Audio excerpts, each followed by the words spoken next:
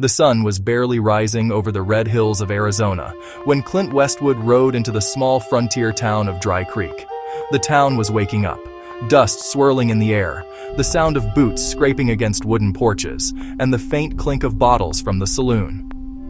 Clint was a tall, rugged man, with eyes that had seen too much and spoken too little. He was known in those parts, not for riches, but for his stubborn honor and his strange way of seeing worth where others saw nothing. That morning, he rode in on foot. His old horse, Thunder, had died weeks before in a sandstorm that nearly took Clint too. Since then, he had walked every mile alone, hat pulled low, coat torn, and boots worn thin. But in his silence burned a will that no storm could put out. He came to Dry Creek for one thing: a new companion. Behind the blacksmith's barn, a group of farmers stood watching a man trying to sell off the last of his horses. Most were young, strong, and wild, the kind that made men look like heroes. But one caught Clint's eye. It was a small brown horse, ribs showing through its thin coat, head bowed low. Its mane was tangled, its legs shaking slightly under its weight. When Clint stepped closer, the farmers chuckled. "Hey Westwood, you lost your mind? That one's ready for the glue factory." Clint didn't respond. He simply ran his hand along the horse's neck. The animal flinched but didn't pull away. There was fear there, but also a spark, a faint light deep in its tired eyes. Clint saw it. He always did. "That bag of bones, you can have it for 2 silver coins if you really want it." Clint dropped the coins into the man's hand, untied the rope, and led the horse away. The laughter followed him down the street. "Hey Westwood, maybe you'll teach that ghost to fly. Better get yourself a shovel. You'll need it by morning." He named the horse Dust Storm. Clint set up camp outside of town, near a dry riverbed where the cactus cast long shadows at dusk. The first nights were rough. Dust Storm refused to eat much. He limped, trembled, and seemed haunted by his past, as if every sound of thunder or snapping branch brought back memories of pain and fear. But Clint had been broken once too. He knew what it was to be written off, mocked, and left behind. That's why he didn't give up. Each morning before sunrise, he brushed the horse's coat, cleaned its hooves, and spoke softly to it. "You're not done yet, partner," he'd say. "You just forgot what running feels like." Instead of forcing the animal to obey, Clint rebuilt its spirit. He walked beside Dust Storm across miles of desert, never riding him until the horse offered on his own. He fed him oats, water, and patience, the kind of things most men never had time for. Weeks passed. The horse began to change. Its coat grew thicker, its stride steadier, its eyes brighter.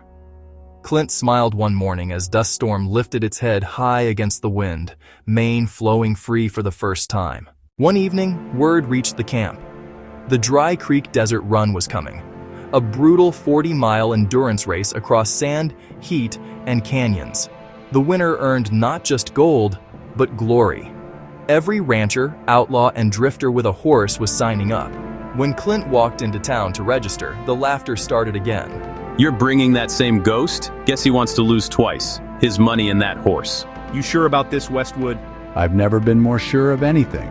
The day of the race came. The sun was merciless. Horses snorted and pawed at the dirt, riders boasting and betting. Dust Storm stood quiet, calm, the only horse without a polished saddle or fancy gear. Clint placed a gentle hand on his neck. "Remember," he whispered, "slow is steady, steady is strong." The gun fired. "Told you, that nag can't even gallop." But Clint didn't care. He knew endurance wasn't about speed, it was about heart. Hours passed. The sun scorched the ground, and one by one, the other horses began to tire. The strong ones lost their rhythm. Riders cursed, stopped for water, and gave up.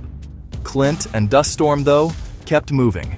Slow, rhythmic, unstoppable. When the wind picked up, Clint leaned low, whispering, "It's just a storm, partner. You've been through worse." They climbed rocky trails, crossed dry riverbeds, and pushed through heat that burned the air itself. Clint's lips were cracked, his canteen empty. He poured the last drops of water into Dust Storm's mouth and smiled weakly. "All yours, old boy." By the time they reached the last canyon, The sun had begun to set, a blood-red glow spilling across the horizon. The crowd at Dry Creek's finish line had already started to pack up, convinced the race was over. Then someone shouted, "Look, out there!" Through the shimmering haze came a silhouette, a horse and rider, moving steady as a heartbeat. Dust Storm's coat gleamed in the dying light, his mane wild, eyes fierce. The crowd went silent.